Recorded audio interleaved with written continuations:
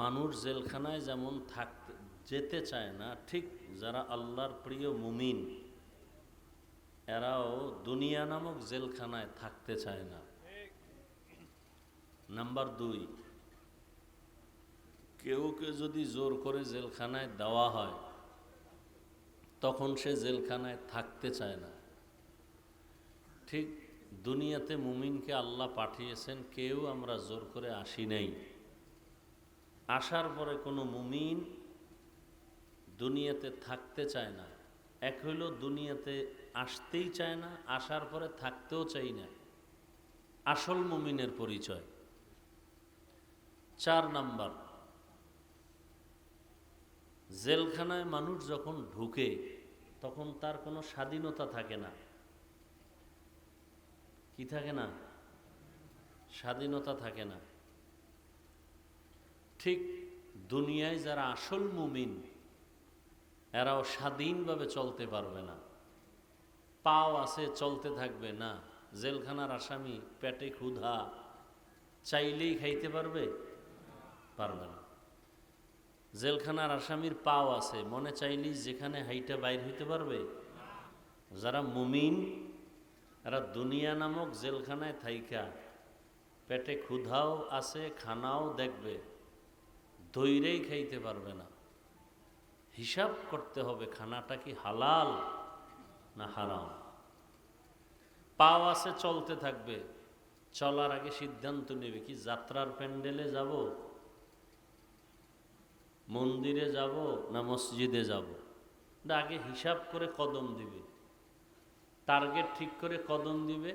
প্রত্যেকটা কদমে কদমে সওয়াব।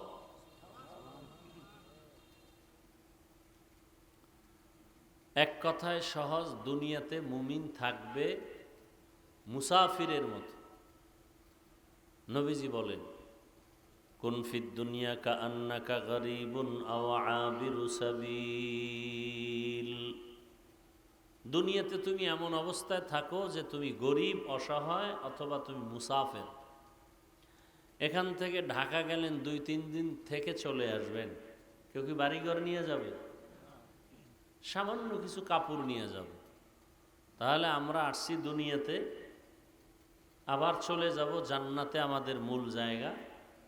এখানে বাড়িঘরের চিন্তা নাই, যতটুকু পাই আলহামদুলিল্লাহ, পাবো না তাতেও আলহামদুলিল্লাহ। আমার আসল বাড়ি জান্নাত। এজন্য জমিন আল্লাহ বানানোর পরে প্রথমে একটা ঘর বানাইছেন, বাইতুল্লাহ। পৃথিবীটা বানানোর পরে কি বানাইছেন? মুফাসসিরিন ইকরাম বলছেন, আল্লাহ পাক জমিন বানাইয়া ওই ঘর বানাইছেন, আর কিছু এই মুহূর্তে ছিল না। আর সে ঘরটা হেদায়াতের ঘর, ইবাদতের ঘর, না বসবাসের ঘর? হেদায়াতের ঘর। এই জন্য বাইতুল্লাহর দিকে তাকাইলেই সওয়াব, তাকাইলেই সওয়াব।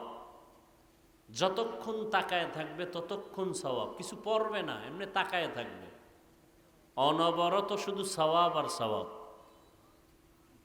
হেদায়াতের ঘর। নবীজি বলেন, কেউ যদি বাইতুল্লাহ জিয়ারত করে বের হয় তাহলে সে কেমন বের হলো? রাজাআ কা ইয়াউমিন ওয়ালাদাতহু উম্মু। সে যেন বাচ্চা আজকে প্রসব করলে যেমন নিষ্পাপ, বাইতুল্লাহ থেকে যে সফর করে জিয়ারত করে বের হয় সে ওই বাচ্চার মতোই নিষ্পাপ বের হয়।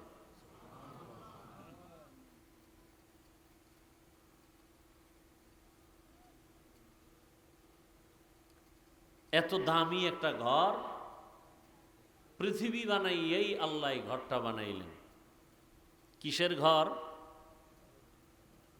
গেছে 1 মিনিট হইল না, ভুলে গেছে। কিসের ঘর?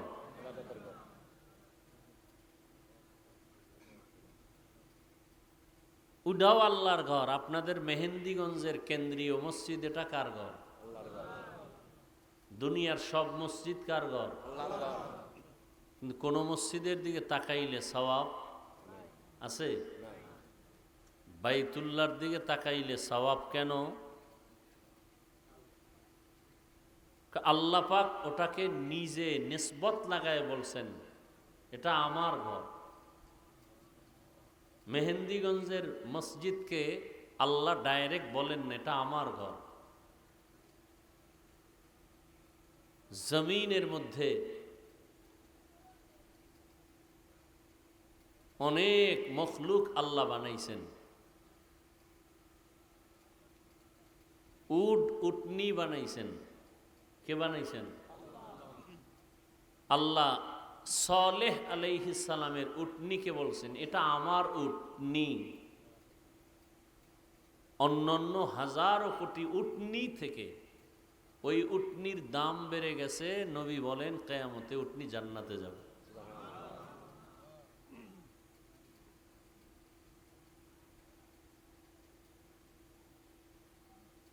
আল্লাহ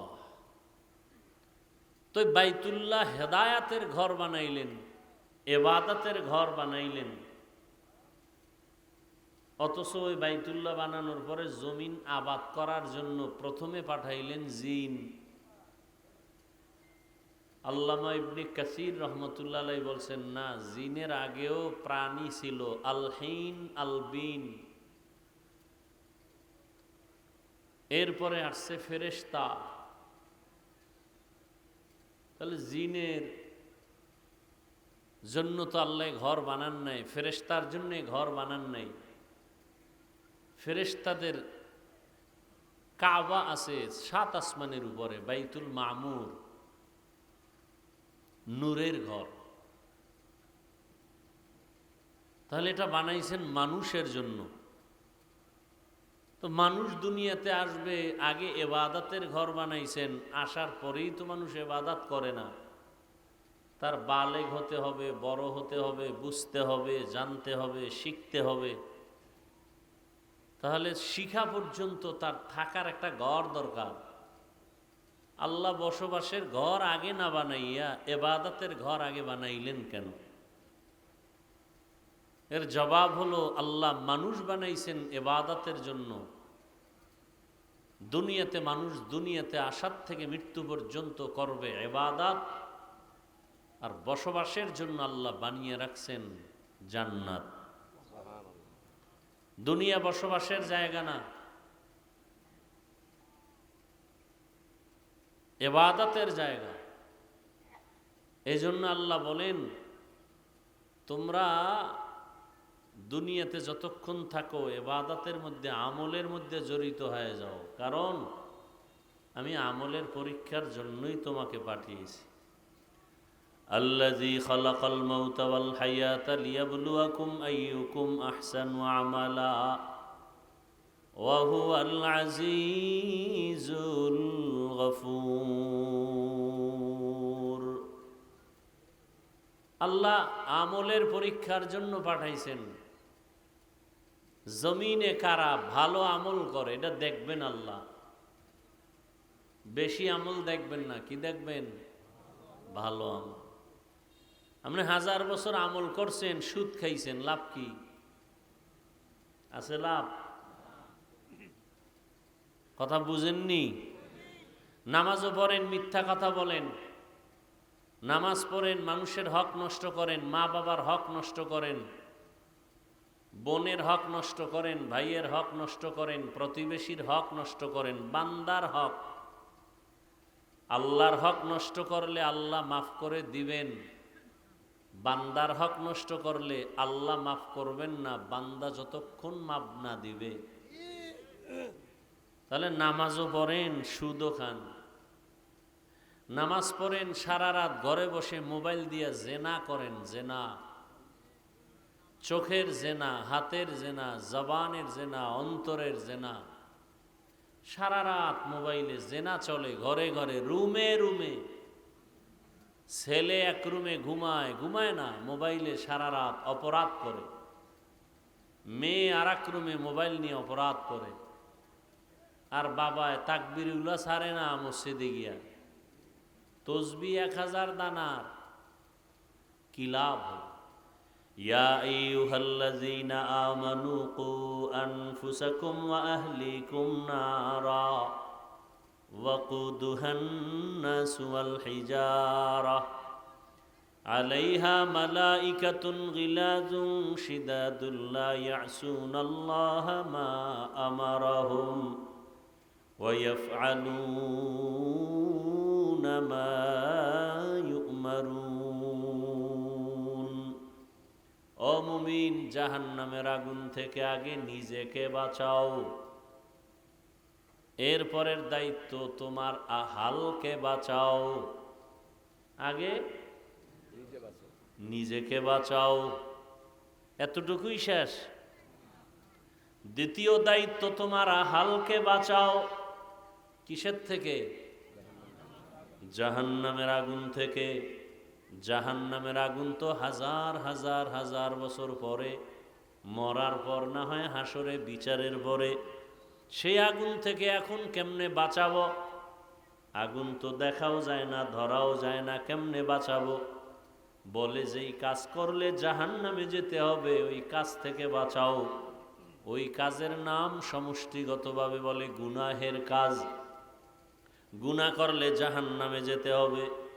ইন্নাল আবরারা লাফি নাঈম ওয়া ইন্নাল ফুজ্জারা লাফি জাহিম। নেক আমল যারা করবে তারা জান্নাতের পথিক, যারা গুনাহ করবে তারা জাহান্নামের পথিক। অতএব নিজেকে জাহান্নাম থেকে বাঁচাও, তার মানে নিজেকে গুনাহ থেকে বাঁচাও। হাতের গুনাহ, চোখের গুনাহ, কানের গুনাহ, জবানের গুনাহ, অন্তরের কল্পনার গুনাহ। তুমি বাঁচবা, এরপরে তোমার দায়িত্ব শেষ না, তোমার আহালকে বাঁচাও। বলে তোমার আহালকে, কয় মা বাবার আহাল হলো সন্তান, স্বামীর জন্য আহাল তার স্ত্রী, শিক্ষকের জন্য আহাল হলো ছাত্র, মসজিদের ইমাম ও খতিবের জন্য আহাল হলো মসজিদের মুসল্লি, ওলামায়ে কেরামের জন্য আহাল হলো এ জমিনের উম্মতেরা। মা বাবা জাহান্নাম থেকে তুমি আগে নিজেকে বাঁচাও, তারপরে তোমার দায়িত্ব সন্তানকে বাঁচাও। স্বামী, তুমি জাহান্নাম থেকে আগে নিজেকে বাঁচাও, দ্বিতীয় দায়িত্ব তোমার আহাল স্ত্রীকে বাঁচাও। ইমাম ও খতিব জাহান্নাম থেকে নিজেকে আগে বাঁচাবেন, তারপরে মুসল্লিদেরকে বাঁচাবেন। ওলামায়ে কেরাম জাহান্নামের আগুন থেকে নিজেকে আগে বাঁচাবেন, তারপরে উম্মতকে বাঁচাবেন। এখন আমি আলেম, আমার দায়িত্ব উম্মতের উপরে আছে না নাই? আমি বাবা, আমার দায়িত্ব সন্তানের উপর আছে না নাই? আমি বিবাহিত পুরুষ, আমি স্বামী, আমার স্ত্রীর উপরে দায়িত্ব আসেনি? আছে। আমি মসজিদের ইমাম ও খতিব, মুসল্লিদের উপরে আমার দায়িত্ব আসেনি? আছে। তাহলে এক মানুষ কত দায়িত্ব মাথায়? জাহান্নাম থেকে আগে নিজেকে বাঁচাও, আহালকে বাঁচাও। অনেকে নিজে নিজে জাহান্নাম থেকে বাঁচতে পারছে, আহালকে না বাঁচানোর কারণে কিয়ামতের দিন বহু তাবলিগওয়ালা, বহু পীর সাহেবের ভাগরিওয়ালা মুরিদ, বহু হাজি সাহেব নিজে নিজে জিকির আজকার করিয়াও জাহান্নামে যাবে সন্তানের গুনার কারণে। আসতে বলেন কেন? বহু তাবলিগওয়ালা, বহু পাগড়িওয়ালা দরবেশ, ছেলের গালে দাড়ি নাই, কথা বলেন না কেন? সুদের টাকায় ব্যবসা করে, মাইয়া বেপরদায় কলেজে দৌড়ায়। এত সোজা জান্নাত পাওয়া? এত সোজা কোন সরে কইছে? জান্নাত পাওয়া যদি সহজ হইতো তো জান্নাতের টিকিট হাতে পাইয়া আবু বকর সারা জীবন কাঁদলেন কেন? জান্নাত পাওয়া যদি সহজ হইতো, জান্নাতের টিকিট হাতে পাইয়া ওমরে ফারুক সারা জীবন কান্না করলেন কেন? ওসমান কান্না করলেন কেন? হযরত আলী কান্না করলেন কেন? যে নবীর কোনো গুনাহ নাই সেই নবীও আল্লাহর আদালতের ভয়ে কান্না করে। তাদের কত সুন্দর নামাজ, কত সুন্দর তেলাওয়াত, কত সুন্দর রোজা, কত সুন্দর তাদের আখলাক তাকওয়া, কত সুন্দর তাদের আল্লাহর ভয়। এরপরেও তারা আল্লাহর দরবারে কান্না করেছেন জীবন ভর, আর আপনার আমার নামাজ তো নাই, রোজা নাই, তেলাওয়াত নাই, তাকওয়া নাই, টুকটাক যে নামাজ পড়ি সব ভণ্ডামি। কি এই যে নামাজ পড়ে মিথ্যা বলে, নামাজ পড়ে কাস্টমারের সাথে ধোকাবাজি করে, নামাজ পড়িয়া মানুষের জমিন ঠকায় খায়, এ নামাজি না ভণ্ড? এই নামাজির উপায় কি? হ্যাঁ, আল্লাহ বলে দিছে, আমনের বলা লাগবে না। আল্লাহ বলছেন, আরাআইতাল্লাযী ইউকাযযিবু বিদ্দীন ফাযালিকাল্লাযী ইয়াদউল ইয়াতীম ওয়া লা ইয়াহুদ্দু আলা তাআমিল মিসকিন। এরপরে কি? ফাওয়াইলুল লিল মুসাল্লিন, নামাজি মুসল্লির জন্য ওয়াইল নামক জাহান্নাম। ওয়াইল জাহান্নামের স্তরের মধ্যে মারাত্মক ভয়ঙ্কর এক স্তর ওয়াইল। নামাজি মুসল্লির জন্য ওয়াইল নামক জাহান্নাম। তাহলে কি নামাজ পড়েন? এমন নামাজ কি আপনি আমি পড়ি যে আল্লাহ বলছেন ফাওয়াইলুল লিল মুসাল্লিন, ওই মুসল্লি নামাজি যার জন্য আমি আল্লাহ ওয়াইল নামক জাহান্নাম বানায় রাখছি। দেখেন তো, নামাজ পড়াও কত প্যারা। আর যেটি নামাজ পড়ে না, এটির উপায় কি? রহমতের নবী বলেন, বাইনাল আবদি ওয়া বাইনাল কুফরি তারকুস সালাহ। বেঈমান আর মুমিনের মধ্যে ব্যবধান হলো নামাজ। বেঈমানেরা নামাজ পড়ে না, মুমিনেরা নামাজ ছাড়ে না। বেঈমানের পরিচয় কি? নামাজ। মুমিনের পরিচয় কি? নামাজ। এবার যারা নামাজ পড়ে না, মাওলার সাথে হিসাব মিলাও। হাসিবু ক্বাবলা আন তুহাসাবু। ওমরে ফারুক রাদিয়াল্লাহু আনহু বলেন, হাসিবু ক্বাবলা আন তুহাসাবু। আসল হিসাবের আগে নিজের হিসাব মিলাও। ওই দিন কিন্তু নিজে মিলাইতে পারবা না, টাইম পাইবা না। আল্লাহ বলবেন ধর, হিসাব মিলাবার আর কোনো টাইম হবে না। কেমন ভয়ঙ্কর হবে সেদিন। নবীদের কোনো গুনাহ নাই, তারাও কান্না শুরু করবেন। আদম নবী কাঁদবেন, মূসা নবী কান্না করবেন, ঈসা নবী কাঁদবেন। সব মানুষগুলো নারী পুরুষ উলঙ্গ দাঁড়াবে। সূর্যের গরম, মানুষের মাথার মগজগুলো ভাতের মারের মতো ফুটতে থাকবে। জাহান্নামের আওয়াজ, হাসরের ময়দানটা থরথর করে কেঁপে উঠবে। ওদিকে আমার আল্লাহ রাগ করে বলবেন, লিমানিল মুলকুল ইয়াউম লিল্লাহিল ওয়াহিদিল কাহ্হার। দুনিয়া দুনিয়া দুনিয়া দুনিয়া করিয়া যারা আখিরাতকে লাথি মেরে পেছনে ফালায় দিছো, বলো কি পাইছো? বলো টাকা, বাড়ি, গাড়ি। এর ভ্যালু কি? কত টাকাওয়ালা টাকা ব্যাংকে রাখছে, 14 গোষ্ঠী কেউ খাইতে পারে নাই, মরে গেছে। এই টাকার কোনো আছে লাভ? 10 তলা বিল্ডিং করে বাহাদুরি করে লাভ কি? বিল্ডিং থুইয়া জঙ্গলে যদি পালাইতে হয়, আছে কোনো লাভ? এই দুনিয়ার পিছনে ঘুরেন না। যেই দুনিয়ার পিছনে ঘুরতে গিয়া বাবার হাতে সন্তান জবাই, সন্তানের হাতে বাবার গলায় ছুরি, মাকে সন্তান জবাই করে, সন্তান মাকে জবাই করে কেন? কয় টাকা দাও না কেন? চোখের সামনে সোনার বাংলায় ঘটনা চলছে।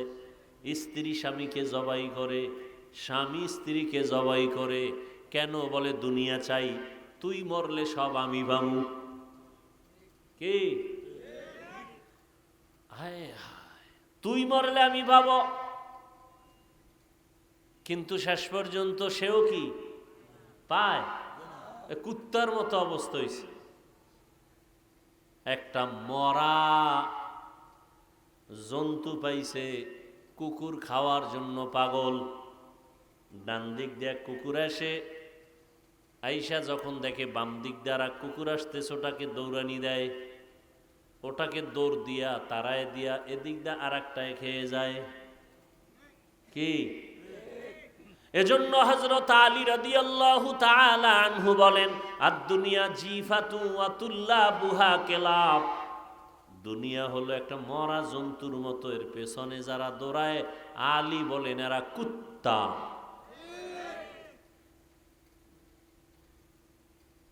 কুত্তা বলছেন কেন? মরা জানোয়ার, মরা জন্তু 3 শ্রেণীর প্রাণীরা খায়। কয় শ্রেণী? মরা গরু দেখলে কুকুরে খায়, শিয়ালে খায়, শকুনেও খায়। হযরত আলী শকুনের কথা বলেন নাই, শিয়ালের কথা বলেন নাই, কির কথা বলছে? কুত্তার কথা বলছে। কেন? কুত্তা বড় খারাপ। শিয়ালে রাতে খায়, দিনে খায় না, ঘুমায়, রেস্টে থাকে। শকুনে দিনে খায়, রাতে খায় না, রেস্টে থাকে। কুত্তা রাতেও খায়, দিনেও খায়। দুনিয়ার কুত্তা যারা দেখবেন, ওরা নামাজে দাঁড়াইয়াও ক্ষমতা, ওরা দান করে, মানুষ জানোরে কিছু ভোট দেয়, ঠিক নেই? ওরে দানবীর না বললে মাথা গরম, হজ করে আলহাজ না বললে মাথা গরম। তাহলে হজও করছে দুনিয়ার মোবারকবাদ পাওয়ার জন্য, মানুষের ধন্যবাদ পাওয়ার জন্য দান করে, মানুষের ধন্যবাদ পাওয়ার জন্য হজে যায়, মানুষের ধন্যবাদ পাওয়ার জন্য কোরবানি দিয়ে মানুষের গোশত বিলায়, মানুষের ধন্যবাদ পাওয়ার জন্য যাকাত দেয়। কি দেয়? যাকাত আদায় করে না, এমনি দেয়। আদায় কেউ করে না যাকাত, সব ধোকা ধোকা, ফ্যাশন। পৃথিবীতে কোম্পানি এর থেকে আর নরমাল দুর্বল 3rd ক্লাসের কাপড় বানায় না যাকাতের কাপড় ছাড়া।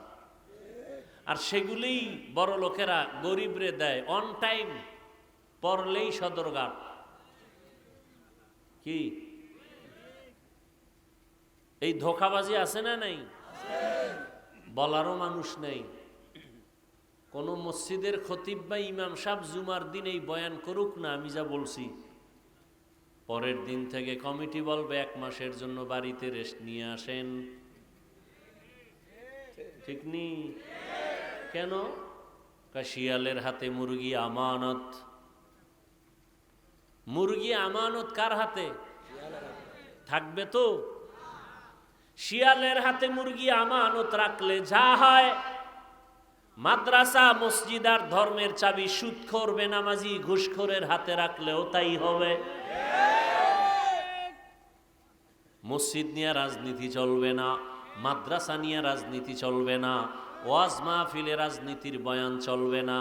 তাহলে কমিটির মধ্যে রাজনৈতিক লোক কেন? শেষ, ইমানের আওয়াজ শেষ। কমিটির মধ্যে রাজনীতিবিদ কেন? এতদিন আওয়ামী লীগ, এখন বিএমপি। আর হুজুরগো বেলায় রাজনীতি চলবে না, না? রাজনীতি কোরআন সুন্নাহর আলোকে জমিনে আলেমরা করবে, আর দুর্নীতি বা জালেমের রাজনীতি করার কোনো অধিকার নাই। মানুষের জীবন নিয়ে যারা হোলি খেলে, মানুষের ক্ষতি করে, সমাজের ক্ষতি করে, মহিলাদের ক্ষতি করে, চরিত্র নষ্ট করে, এদের রাজনীতি করার অধিকার নাই। এরা জালেম, এরা চান্দাবাজ, এরা ধান্দাবাজ। রাজনীতি তারা করবে যারা মানুষের অধিকার ফেরত দিতে পারে, যাদের মধ্যে লোভানক দৃষ্টি নাই, চুরি করার অভ্যাস নাই, ডাকাতি করার অভ্যাস নাই, জুলুম করার অভ্যাস নাই। এই রাজনীতি করেছেন সুলাইমান নবী, কোরআনে আছে। এই রাজনীতি করেছেন ইউসুফ নবী, কোরআনে আছে। কেন বলেন ইসলামে রাজনীতি নাই? কেন বলেন? মাস্তানি করেন না?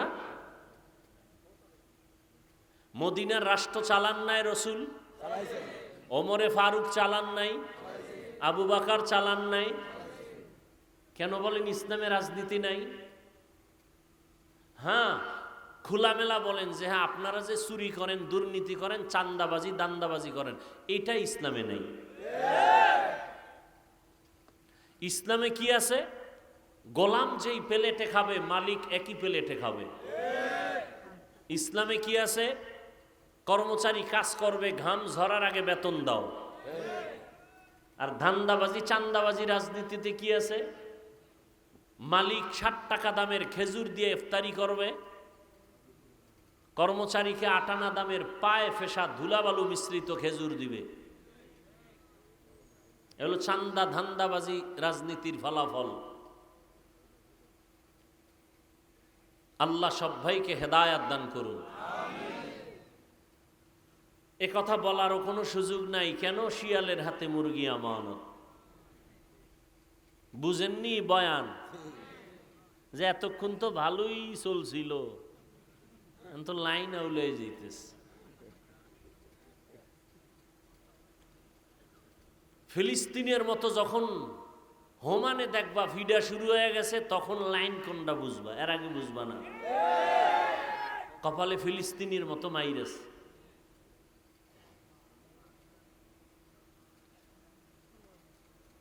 বেঈমানের গালি দিয়ে লাভ কি? ঘরে ঘরে কি অপরাধগুলো চলতেছে।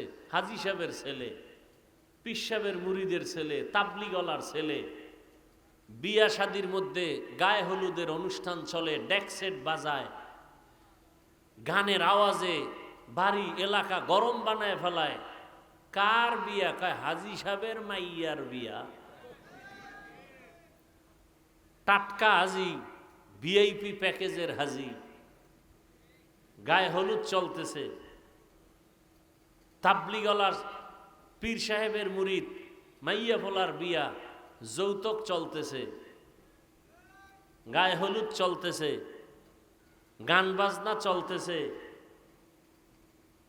এরপরে কি জানি কমিউনিটি সেন্টারে খানার আয়োজন, নারী পুরুষ সমান অধিকার চলছে সেখানে।